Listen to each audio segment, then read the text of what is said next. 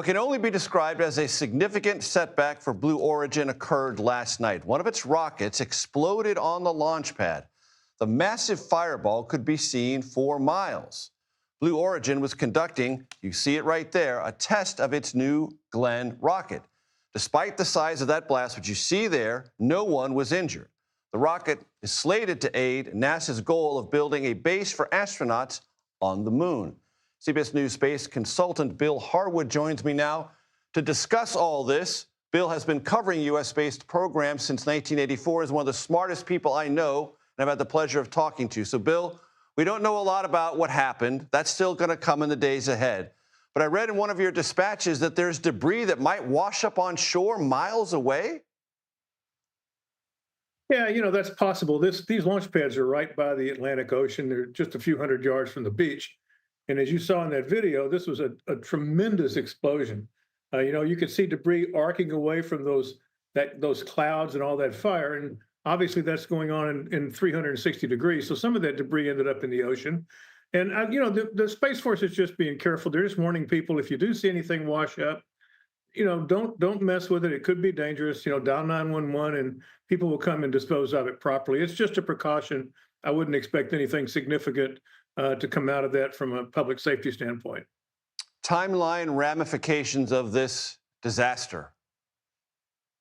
It's really hard to say, Major. As you said, it's very early in this. Blue Origin hasn't told us anything about what they've been able to determine by reviewing all the telemetry from the rocket. And I got to tell you, they've got enormous amounts of data that come in all the time when they're running a test like this. They've also got lots of cameras all over that pad.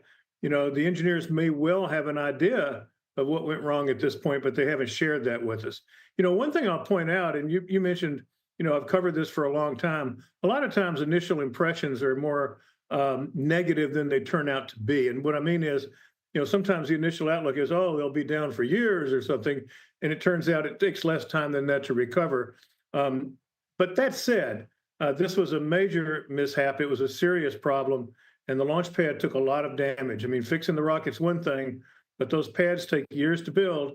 And depending on how much damage is involved, that could really set Blue Origin back because they've only got that one launch pad. SpaceX has two pads in Florida and one in California. If a problem takes one out, they can still fly. That's not the case with Blue Origin. They've got to rebuild this pad and do it fairly rapidly before they can fly again. And what is Blue Origin's anticipated role in NASA's pursuit of not only getting to the moon, but in a small way colonizing there?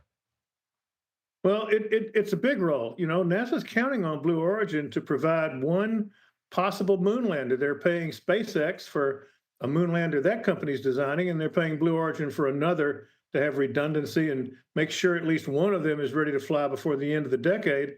Blue Origin obviously wants it to be their lander, but they have to launch on the new Glenn. That's what it was designed for. And so if you can't launch these things to test them in Earth orbit, work the bugs out, it's pretty hard to see how they get selected to go to the moon. It's going to take more time because they're going to have to recover from this mishap, and that'll play a role. And obviously the moon, the Artemis program is just one aspect of Blue Origin's business model. They're launching Amazon internet satellites, commercial satellites. They're being certified to carry military satellites. So they have a big business going, but clearly they're grounded now, and they're going to have to get back to flight before they can do any of that work, including Artemis. When it comes to space reporting, he is deeply sourced and deeply experienced. Bill Harwood, always a pleasure. Thank you, sir.